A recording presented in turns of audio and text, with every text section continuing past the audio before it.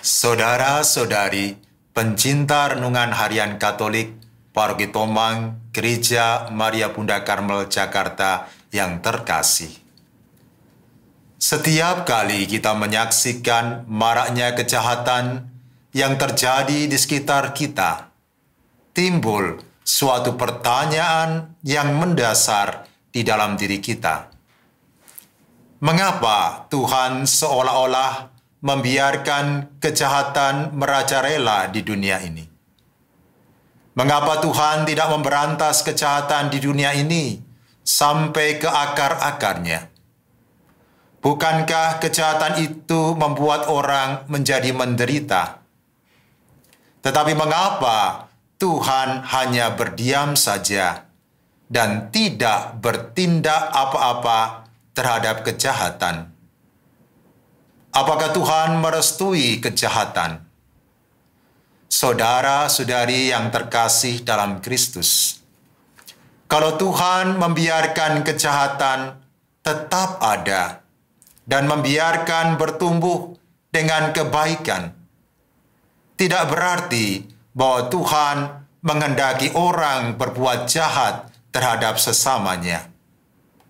Tuhan tetap membenci kejahatan. Kalau Tuhan seolah-olah membiarkan kejahatan tetap ada di dunia ini, karena pertama, Tuhan menghargai kebebasan yang dianugerahkannya kepada manusia.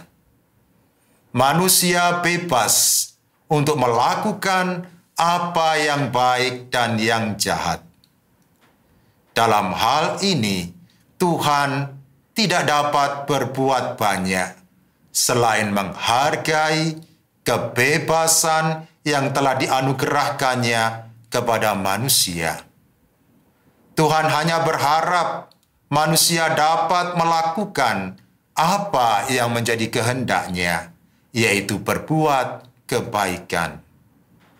Tetapi kalau manusia tetap berkeras hati untuk memilih atau bertindak jahat, Tuhan tidak dapat berbuat banyak.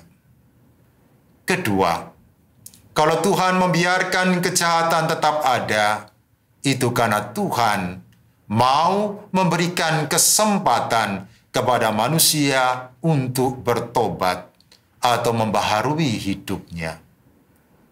Kalau kesempatan yang diberikan Tuhan tidak digunakan baik untuk bertobat, maka akan tiba saatnya, yaitu pada akhir zaman, Tuhan akan mengadili orang jahat dan orang baik.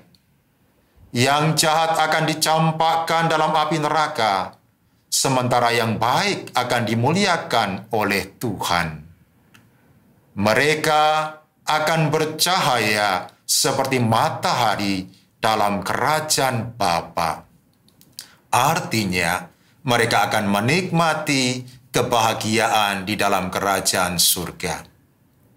Saudara-saudari yang terkasih di dalam Kristus, kita patut bersyukur karena meskipun kita ini jahat dan mempunyai banyak dosa, Tuhan masih membiarkan kita hidup di dunia ini, memberi kesempatan bagi kita untuk bertobat.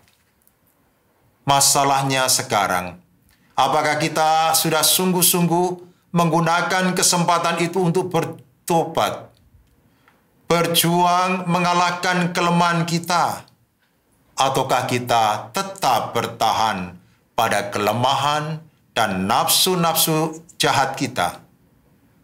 Kalau itu yang terjadi, para saudara, akan tiba saatnya kita diadili dan dicampakkan dalam api neraka. Karena itu, marilah kita memanfaatkan kesempatan yang diberikan Tuhan untuk bertobat, supaya kita dapat termasuk kelompok orang-orang benar yang pantas menikmati kebahagiaan di dalam kerajaannya. Amin. Marilah berdoa. Allah Bapa yang Maha Pemurah, Engkau tidak langsung menghukum para pendosa, melainkan memberi kesempatan kepada mereka untuk bertobat.